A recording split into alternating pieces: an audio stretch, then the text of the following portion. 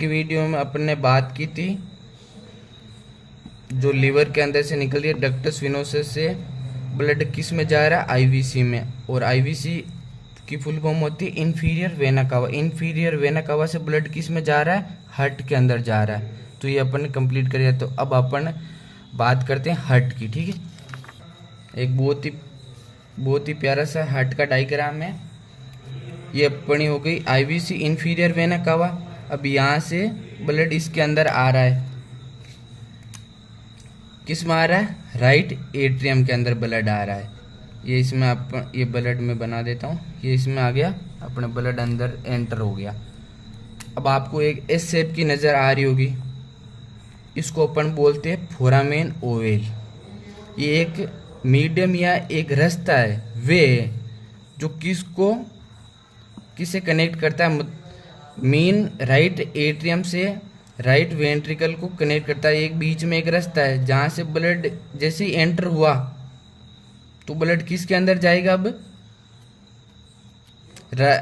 Left atrium के अंदर blood जाएगा। और जो बाकी बच गया ब्लड, अब ब्लड नीचे भी जाएगा तो वो किसके थ्रू जाएगा, ट्राइकस्पिड के थ्रू जाएगा। किस में जाएगा, राइट वेंट्रिकल के अंदर चला गया ब्लड।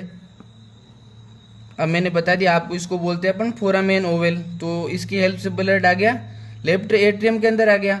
अब लेफ्ट एट्रियम के ब्लड आने के बाद गया, अब लेफ्ट वेंट्रिकल के अंदर गया। अब लेफ्ट वेंट्रिकल के किसकी हेल्प से गया, बाइकस्पिड वॉल के थ्रू, बाइकस्पिड वॉल। अब आ गया लेफ्ट वेंट्रिकल के अंदर ब्लड आ गया। ये मैं शो कर रहा हूँ ऐसे एरो के हिसाब से, ये अपना ब्लड हो गया। और लेफ्ट वेंट्रिकल से ब्लड गया अयोटा के अंदर। अब जो राइट वेंट्रिकल के ब्लड अंदर था, जो अब वो गया अपने पीए पल्मोनरी आर्टरी में गया। मैं शो कर रहा हूँ पल्मोनरी आर्टरी। अब अपन सबको ही पता है कि जो बच्चा होता है, जो फिटस के अंदर जो बेबी होता है, उसमें क्या करते हैं, जो लंग्स है उनका कोई फंक्शन नहीं होता है, मतलब कोई फंक्शन नहीं करते हैं वो। फिटस के अंदर जो बेबी होता है वो क्यों करते हैं, क्योंकि वो कोलैप्स्ड होते हैं लंग्स। अब इसमें ब्लड तो आ गया, इसके अंदर एंटर हो गया। ये मैं बना देता हूँ अपनी पल्मोनरी आर्टरी। अब ब्लड आ गया, पर आगे से क्या है, ये तो अपनी पल्मोनरी आर्टरी जो क्या बंद है आगे से, तो इसमें प्रेशर हाई हो गया। तो इसमें क्या हो गया, high increase pulmonary vascular resistant, high हो गया क्योंकि आगे बंद है। अभी अयोटा और पल्मोनरी आर्टरी के बीच चैनल है, इसको अपन बोलते हैं डक्टस। मैं दूसरे शो कर देता हूँ, इससे थोड़ा दिखेगा आपको ज़्यादा। इसको बोलते हैं अपन डक्टस आर्टरियोसिस। अब इस डक्टस आर्टरियोसिस का काम क्या है, जो पल्मोनरी आर्टरी के अंदर जो ब्लड है वो कौन लेके जाए, किस में अंदर लेके जाएगा, अयोटा के अंदर लेके जाएगा। कौन लेके जाएगा, डक्टस आर्टरियोसिस। अयोटा के अंदर लेके ब्लड आ गया। अब अयोटा का काम क्या है, पूरी बॉडी को ब्लड सप्लाई करना। ये हो गया अपना। तो मेन काम क्या हो गया, जो इंफीरियर वेना कावा है वो ब्लड लेके आई, ऑक्सीजनेटेड ब्लड प्लेसेंटा के थ्रू राइट एट्रियम में ब्लड आ गया। अब राइट एट्रियम से ब्लड गया लेफ्ट एट्रियम के अंदर, बाकी जो ब्लड बच गया वो आ गया राइट वेंट्रिकल के, और राइट वेंट्रिकल में पल्मोनरी आर्टरी में आ गया।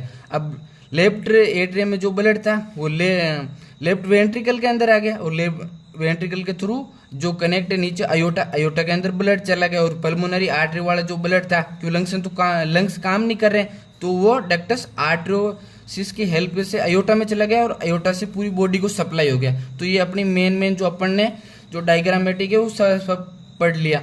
अब अपन पढ़ते इसका थ्योरेटिकल वे। तो अपन एक ये सर्कल बना रखा है तो सबसे पहले ब्लड किस में आया, एंटर हुआ प्लेसेंटा, प्लेसेंटा से गया अम्बिलिकल कॉर्ड में, अब अम्बिलिकल कॉर्ड से गया अम्बिलिकल वेन में, और वेन कहाँ सप्लाई करती है, फीटस में। तो फीटस के अंदर जैसे ही एंटर हुआ तो उसमें left branch of portal vein, जो एक लीवर की वेन है, उसमें एंटर हुआ ब्लड। ब्लड एंटर है, जो चैनल है वे उसको बोलते हैं अपन डक्टस विनोसस, जो लीवर के अंदर प्रेजेंट होता है। अब इससे ब्लड आगे कौन लेके जा रहा है, इन्फीरियर वेना कावा, और इन्फीरियर वेना कावा किससे कनेक्ट रहती है, अपने सीधी हार्ट से कनेक्ट रहती है। अब हार्ट में सबसे पहले गया राइट एट्रियम में ब्लड गया, और मैंने बताई जो एस शेप की है, जो एक स्ट्रक्चर जो हार्ट के अंदर प्रेजेंट रहती है, उसको अपन बोलते हैं फोरामेन ओवेल। फोरामेन ओवेल से ब्लड किस में गया, अपना लेफ्ट एट्रियम के अंदर गया, और लेफ्ट एट्रियम से सीधा किस में गया, लेफ्ट वेंट्रिकल में, और लेफ्ट वेंट्रिकल से आगे ब्लड ट्रांसफर हो गया अपने अयोटा के अंदर। ये अपना हो गया। अब राइट एट्रियम में बता ही दिया, जो बाकी ब्लड बचा फोरामेन ओवेल, थोड़ा बहुत ब्लड बच भी जाता है तो वो सीधा गया अब राइट वेंट्रिकल के अंदर, और राइट वेंट्रिकल नीचे क्या कनेक्ट रहती है, पल्मोनरी वेन। वेन से एक नीचे बताया था तुम्हें एक स्ट्रक्चर होती है जो किससे जुड़ी होती है, पल्मोनरी आर्टरी से अयोटा से कनेक्ट रहती है। जो चैनल है उसको बोलते हैं अपन डक्टस आर्टरियोसिस। डक्टस आर्टरियोसिस से आगे ब्रांच कौन सी कन्वर्ट होती है, अयोटा के अंदर ब्लड पूरा आ जाता है। अब अयोटा की भी ब्रांच है, अयोटा की जो ब्रांच है, अब ब्लड कहाँ जा रहा है, डिसेंडिंग अयोटा। जो ये चैनल है डक्टस आर्टरियोसिस, ये किससे जुड़ा, पल्मोनरी आर्टरी से अयोटा की जो ब्रांच है ना, डिसेंडिंग पार्ट है, उससे जुड़ रहा है। ठीक है, उसके बीच है, मतलब ये डक्टस आर्टरियोसिस है वो किसके बीच में कनेक्ट है, अपने डिसेंडिंग अयोटा और पल्मोनरी आर्टरी के बीच है। तो पल्मोनरी आर्टरी के आगे और ब्रांच निकलती है, तो वो ब्रांच कौन सी, अपनी left and right common iliac artery की दो ब्रांच है। ठीक है, दो में डिवाइड हो रही है, left and right common iliac artery. अभी ये आगे जाके और इसकी ब्रांच खुलती है तो वो होती है इंटरनल इलियक आर्टरी। अब इलियक आर्टरी जैसे अपन जानती हैं ये किसको ब्लड सप्लाई करती है, अपने lower extremities, reproductive organ and pelvic organ, pelvic जो एरिया होता है उनको ब्लड सप्लाई करती है। अब ये पूरी बॉडी के जाने के बाद वापस पता ही है ये डीऑक्सीजनेटेड ब्लड हो गया। अब डीऑक्सीजनेटेड ब्लड वापस कहाँ जाएगा, अम्बिलिकल आर्टरी में। जो अम्बिलिकल आर्टरी होती है, जो जिनकी नंबर होती है वो दो होती है। ठीक है, अब अम्बिलिकल आर्टरी से ब्लड कहाँ गया, अम्बिलिकल कॉर्ड में, और वापस ब्लड आ गया प्लेसेंटा में। तो मैंने बताया था जो डीऑक्सीजनेटेड ब्लड है वो कौन लेके आता है, अम्बिलिकल आर्टरी। तो अपने umbilical artery deoxygenated blood umbilical cord में लेके आ गए और वापस वो प्लेसेंटा के अंदर आ गया। तो ये अपना जो फिटल सर्कुलेशन यही है और इम्पोर्टेंट, बाकी पूरा फिटल सर्कुलेशन अपना कंप्लीट है। Okay, thank you.